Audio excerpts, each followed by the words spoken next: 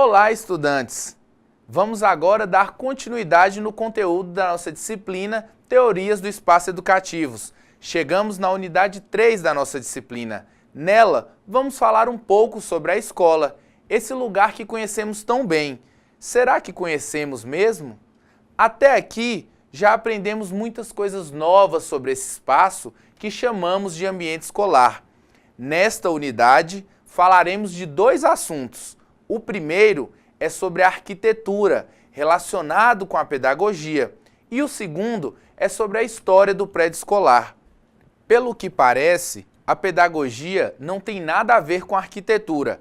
Bom, alguns teóricos acharam essa relação, e o primeiro deles é um sociólogo, que vê a escola como uma agência social, ou seja, lugar de troca comunicativa entre professor, que ele chama de transmissor, e o aluno, que ele chama de adquirente. Vejamos na página 65 e 67 o que o autor aborda sobre a agência reprodutora. O autor enxerga a escola como uma agência reprodutora de maneira como a sociedade se organiza. Como o mundo social do trabalho se encontra dividido entre várias modalidades e especializações profissionais. Assim é a escola. Trata-se da divisão social do trabalho. Umas profissões possuem mais prestígios que outras. Umas mexem com questões mentais, outras com tarefas braçais e manuais. Essa divisão leva as pessoas a se relacionar entre si de forma desigual, pois umas ocupam posições superiores e podem mandar, enquanto outras pessoas não possuem tais regalias. Esse fenômeno também ocorre com o padrão de habitação e com os demais ambientes destinados ao lazer dos trabalhadores. A divisão que estamos nos referindo é há só um tempo a espacial e territorial. É comum encontrarmos nas escolas salas com melhor qualidade ambiental, melhor localização e dotadas com melhores equipamentos do que outras.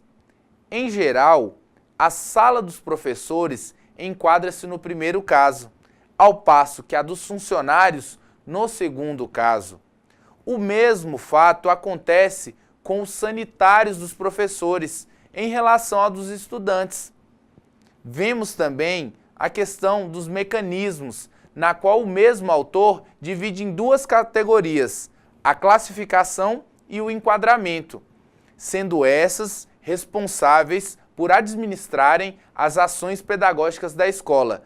Primeiro vamos falar sobre a classificação.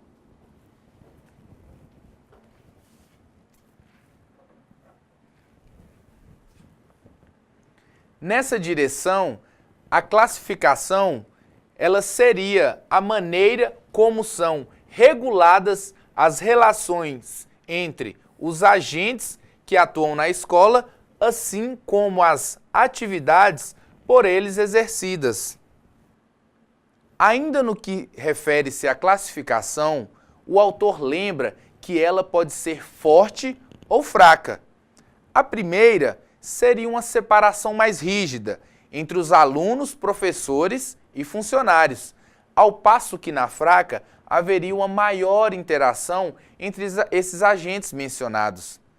Nessa direção, agora tratando sobre o enquadramento, que é entendido como o modo ou lugar onde são realizadas as atividades pedagógicas, como na classificação, o enquadramento pode ser forte ou fraco também. No primeiro caso, enquadramento forte, os alunos absorvem sem prestigiar o que lhes transmitem os docentes e não interferem na organização do ambiente no qual as atividades pedagogias ocorrem. Já no segundo, que seria aí o enquadramento fraco, há controle por parte dos alunos, não somente das informações transmitidas por esses docentes, como também dos lugares de realização das atividades pedagógicas. Enquanto as classificações regulam as relações de poder envolvendo espaços, o enquadramento regulam as práticas e também os lugares de comunicação entre os agentes. Vejamos então. O enquadramento conta com 3 regras relativas às atividades pedagógicas. A regra de hierarquia, que diz qual é a atividade mais importante. 2. A regra de sequência, que diz em que ordem as atividades escolares acontecerão, uma seguindo a outra. E as regras criteriais, que diz quais são os critérios que os professores usam para saber se suas atividades e conteúdos foram entendidos pelos alunos, ou seja, como ele vai realizar sua avaliação. O teórico também fala sobre a atividade fim e a atividade meio. A primeira diz respeito das atividades didáticas e pedagógicas. A segunda, as atividades de apoio, que diz respeito ao trabalho dos outros profissionais da educação, que não são professores. Assim, o ambiente escolar para ele é um facilitador de aprendizagem, um meio que serve para os professores moldarem os comportamentos sociais dos alunos. Segundo o espaço dessa escola, especialmente sobre as disposições das instalações físicas e prediais, tem relação direta como as práticas pedagógicas são realizadas. Em resumo, este mesmo autor entende que o professor e o aluno têm obrigações, o professor de ensinar e o aluno de aprender. Nesse mesmo sentido, ele trata o conhecimento assim. O ambiente escolar para ele é um facilitador de aprendizagem, um meio que serve para os professores moldarem os comportamentos sociais dos alunos. Segundo o espaço dessa escola, especialmente sobre as disposições das instalações físicas e prediais, tem relação direta com a maneira de como as práticas pedagógicas elas são realizadas. Em resumo, ele entende que o professor e o aluno, os dois têm obrigações, o professor de ensinar e o aluno de aprender. Nesse mesmo sentido, ele trata o conhecimento, assim temos disciplinas que precisam ser ministradas primeiro e disciplinas que são sequentes, numa sequência hierárquica e, ao mesmo tempo, uma teia interligada. Por exemplo, a escola pode achar por bem começar os estudos pelas atividades práticas e terminar com as reflexivas, ou pelas questões particulares e regionais, passando pelas universais, que envolvem situações e leis gerais. O mesmo fato acontece com os ambientes escolares. Por exemplo, a disposição das salas de aulas, em grande parte das escolas, acompanham as sequências das séries, compatível também com as idades dos alunos. Por exemplo, 6ª série, 7ª série, 8ª série. Não é diferente a localização dos prédios escolares no terreno, de modo geral. Privilegia os blocos de administração logo na entrada do prédio. Pense sobre isso visualizando a escola onde você trabalha. Essa é a escola que chamamos de tradicional, onde predomina a pedagogia explícita, ou seja, clara e sem confusão. A gente sabe exatamente o que faz e quais são as suas atribuições. Outros educadores perceberam a educação e a escola de outros pontos de vista, e cada um contribuiu de um jeito para os estudos da educação e também da arquitetura da escola. E esse assunto vai nos levar à história da escola. Vamos falar de 3 educadores muito importantes que consideram o meio ambiente e, sobretudo, o espaço construído, ou seja, os edifícios, as áreas verdes e os equipamentos e o mobiliários escolares como lugares e meios da educação. E a primeira autora que nós destacamos é a Maria Montessori. Foi uma das primeiras educadoras a se preocupar com a qualidade do espaço da escola para a educação. Olhou com especial carinho as condições físicas da sala de aula. Chegou a afirmar que o ambiente escolar deveria ser aberto às intervenções das crianças, isto é, ser um território que as crianças pudessem elas mesmas organizar e utilizar sem constrangimentos e interferência dos mestres. Ela chama o professor de facilitador, não de transmissor de conhecimento. E todas as atividades que acontecem na escola são educativas. Ela dizia que a escola deveria ser como uma casa dos alunos, um lugar seguro e acolhedor. Este modelo de escola chamamos de progressistas, ou escola nova, onde a pedagogia é explícita, ou seja, oculta e disfarçada. As ações de aprender e de ensinar se misturam entre professores e aluno, porque ambos aprendem, mas também ambos ensinam. Outro autor que devemos mencionar é o grande Paulo Freire. Para ele, a educação poderia acontecer independentemente dos limites físicos da edificação escolar. Em qualquer lugar pode ocorrer o processo educativo para esse autor, seja numa sala de aula convencional de um prédio escolar, numa sombra de mangueira, em alguma parte da cidade ou do campo.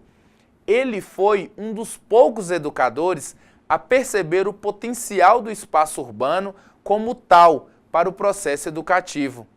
Outras contribuições podem ser ainda citadas. Uma delas é a pedagogia de Waldorf. A pedagogia Waldorf baseia-se no respeito à individualidade de cada criança e no desenvolvimento dos seus próprios talentos e capacidades, levando-se em conta o temperamento de cada um. Esta concepção considera as diferentes características das crianças e jovens em formação. A pedagogia é pautada pelo respeito às fases de amadurecimento dos alunos, cuidando para não estimulá-los e sobrecarregá-los com conteúdos que ainda não têm maturidade física, emocional e intelectual para absorver e praticar, mesmo se mostrando capazes de responder se estimulados. As aptidões e conhecimentos são introduzidos quando os alunos estão prontos para adquiri-los, o que lhes assegura a qualidade e a consistência dos aprendizados.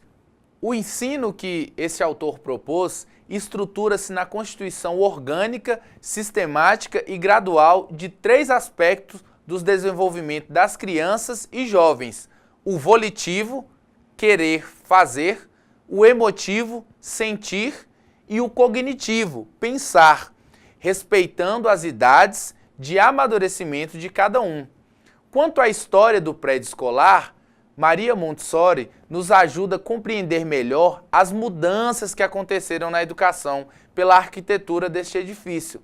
As primeiras fontes de inspiração dos arquitetos e das demais pessoas que participam do projeto de elaboração de arquitetura da escola dependem da visão de mundo que o arquiteto e as outras pessoas têm sobre as coisas, das motivações pedagógicas ou mesmo dos interesses financeiros. Vamos fazer um passeio pela Europa? Nela, os arquitetos e os artistas do Império Romano deram continuidade às tradições clássicas da arquitetura e das construções, vindas dos gregos. Eles tinham o grande desejo de alcançar a perfeição.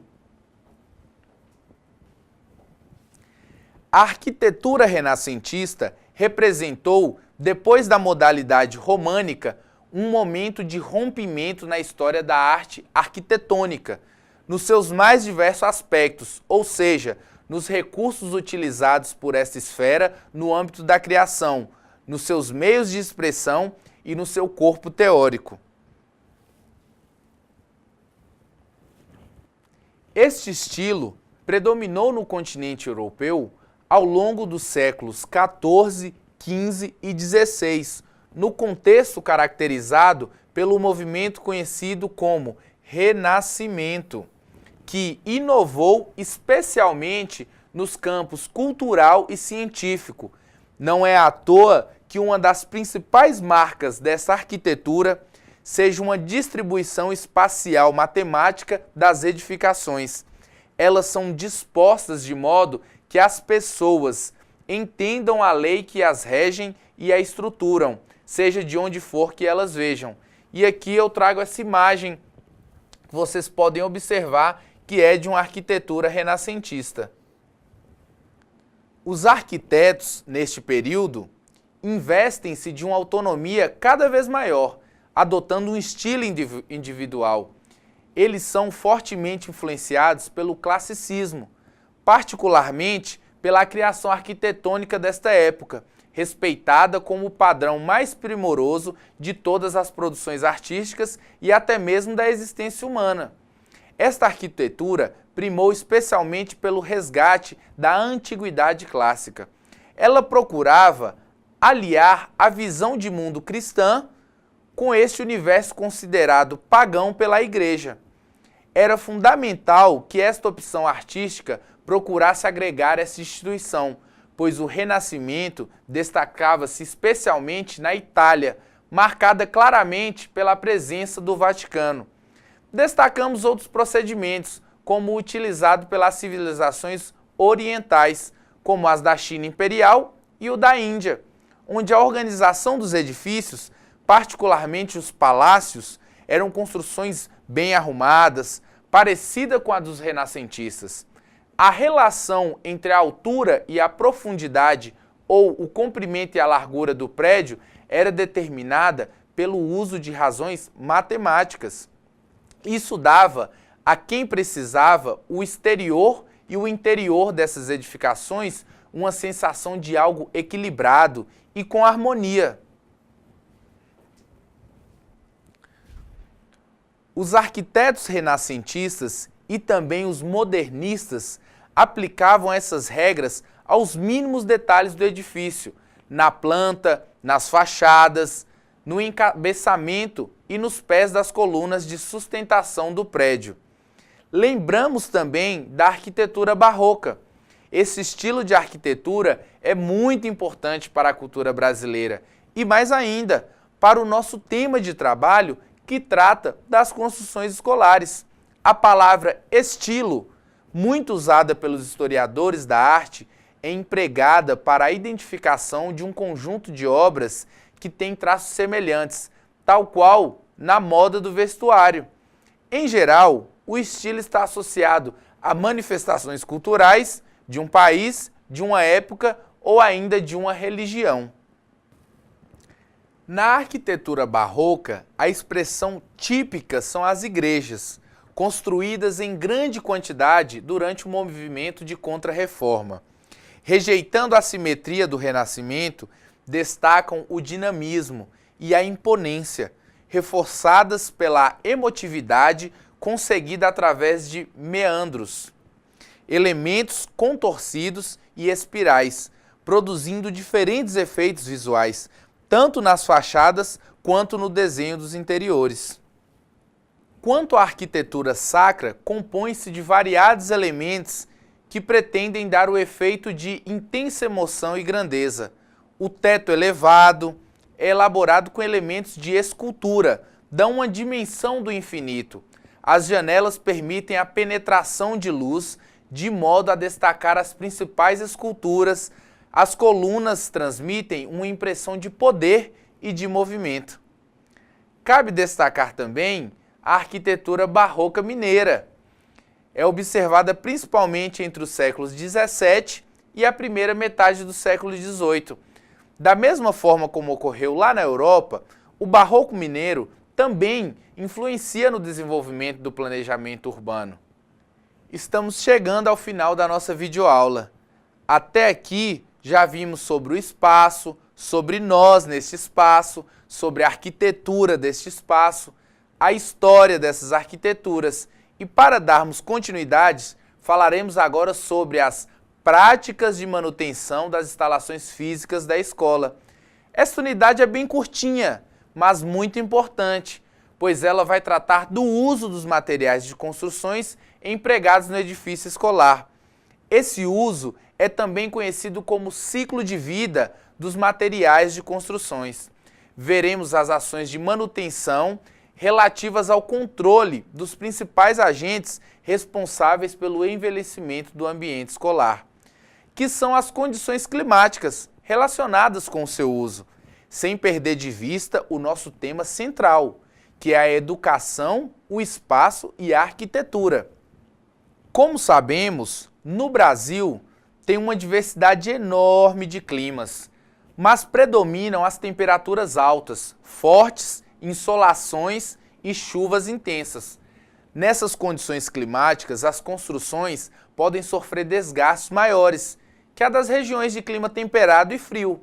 Assim, o edifício escolar é duramente castigado pelo clima. As chuvas, as insolações, as umidades e as altas temperaturas ao longo do ano, em ação conjunta, dissolvem os revestimentos das alvenarias, os rebocos e pintura. Danificam as estruturas prediais e favorecem a ação implacável dos agentes biológicos que são os insetos, os fungos e outros micro-organismos que atacam o material orgânico dos edifícios, como a madeira, o tecido, palha, reduzindo ao pó. Além de incomodar e até afetar a saúde dos ocupantes do edifício, o clima, as atividades do dia a dia dos educandos e educadores contribuem para os desgastes das instalações. A escola no Brasil é, na maioria dos casos, o primeiro ambiente fora de casa onde crianças e jovens envolvem práticas sociais organizadas. Os eventos climáticos e as ações humanas apressam o envelhecimento da edificação e a degradação do terreno escolar. E isso tende a afastar as pessoas da escola. Para mudar essa situação, o Estado brasileiro ganhou uma grande variedade de ocupações e tarefas a serem executadas pelos funcionários. Uns se dedicam ao reparo das paredes, pinturas, portões, já outros aos jardins, outros à limpeza das carteiras, dos pisos e pátios, e assim por diante. Mas vamos falar daqueles que tratam apenas dos serviços de conservação e manutenção física do prédio e do terreno escolar, que são os zeladores da escola. Já os trabalhos maiores de manutenção, como serviço de marcenaria e pintura geral e serralheria, são normalmente executados por terceiros ou ainda por servidores enviados pela Secretaria de Educação que trabalham numa espécie de centro de atendimento. Como funciona na sua escola? Primeiro vamos entender a diferença entre manutenção e conservação. A manutenção abrange o serviço de pequenos reparos prediais, como substituição de um espelho, de uma tomada, reparo de uma pequena pintura, o controle de entrada e de saída de pessoas no terreno escolar, a substituição de telha no telhado, da parte da estrutura do prédio, o plantio e a poda de árvores e o conserto de parte da rede elétrica das instalações hidrossanitárias e de comunicação. Já a conservação vai resolver a situação de arrumação dos ambientes, a limpeza predial, como varrer e limpar pisos, remover poeiras das mesas e das carteiras, limpar manchas de paredes, tirar teia de aranhas do teto, lubrificar fechaduras, entre outras atividades leves que asseguram as condições necessárias para o uso dos ambientes. Sem essas atividades, ditas como simples, mas constantes, a educação presencial é inviável, pois elas garantem às pessoas um ambiente condizente com as atividades de ensino e de aprendizagem. E conhecer bem desse serviço é muito importante e toda a escola precisa entender essa importância. É essencial que os técnicos e técnicas em infraestrutura escolar entendam bastante e reflitam sobre esses aspectos de materialidade das escolas, não só vivendo o dia a dia, mas se conscientizando de sua importância, bem como adquirindo mais competência para resolver os problemas. Na vida, muitas vezes somos obrigados a executar nós mesmos parte da conservação e da manutenção de nossas próprias casas e ambientes de trabalho, pois muitas das vezes não temos pessoas especializadas a todo momento nesses lugares. E tem coisas que são irritantes demais ou acontecem inesperadamente, que podem perturbar o desenvolvimento da aprendizagem. Por exemplo, a batida ritmada da janela em sala de aula pela ação dos ventos, ou uma torneira pingando que faz no pátio um lamaçal, ou até mesmo a luz do sol batendo diretamente na mesa dos alunos, prejudicando a leitura e a escrita.